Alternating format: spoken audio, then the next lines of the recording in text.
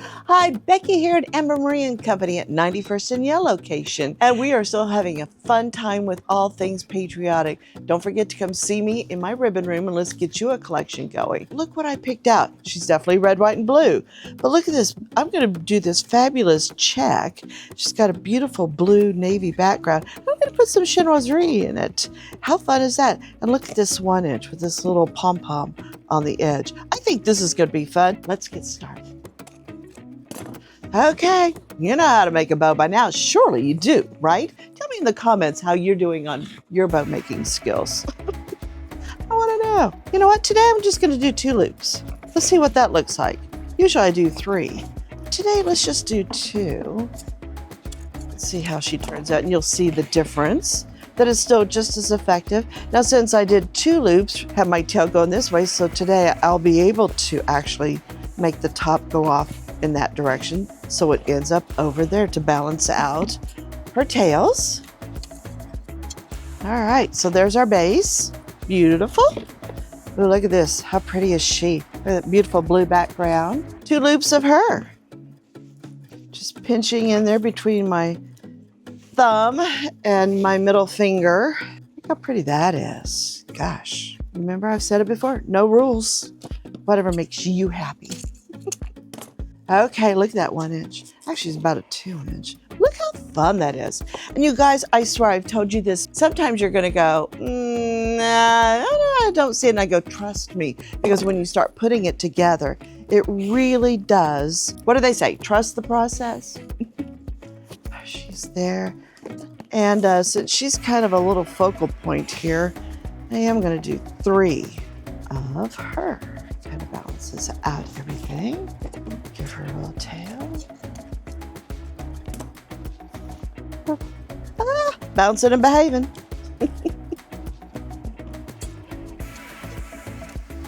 Now then, I want to see that plaid come back forward.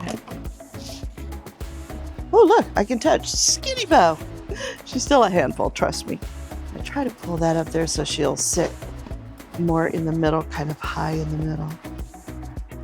Grabbing that bottom one with that finger. There. Twisting her as I go. A little short tail on her. Let's tie her off. I'm liking her already. What do you guys think? Oh, music to it. A little zip tie action for her mechanics. And again, I'm noticing when I slide this in here, I'm going to make sure when I slide it in, this top side that's going to be sitting like that is going to be that flat side. That's the side that will engage and catch the teeth. If it goes in that other side, it'll just slide right through. So that's kind of, you'll learn that real quick.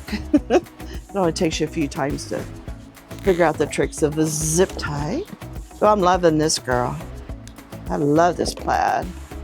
She's beautiful. Now take some time. Give her a good fluff. She does get messed up when you're playing with her. Remember, to make a good dovetail, take it, fold it in 2. And you got your folded side and your open side over here. Go to the open side and cut up to that. That gives you your perfect dovetail. And on 1-inches, I like to just slice them like that, give them a little angle. See, she's extra long there, but by the way I placed it in there. So I'm gonna kind of bring it down here so she's within the air of the bow.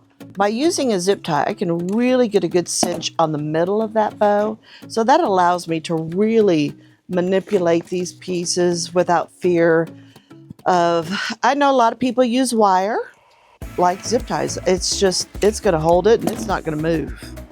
Wire, I can get a little aggressive and I can undo a wire real fast. So, zip ties. Let's see, I've laid her down now, so now I can kind of really manipulate all of these ribbons, loops, get them where I wanna go. What do you think? She kind of gives a little picnic vibe, right? But all American.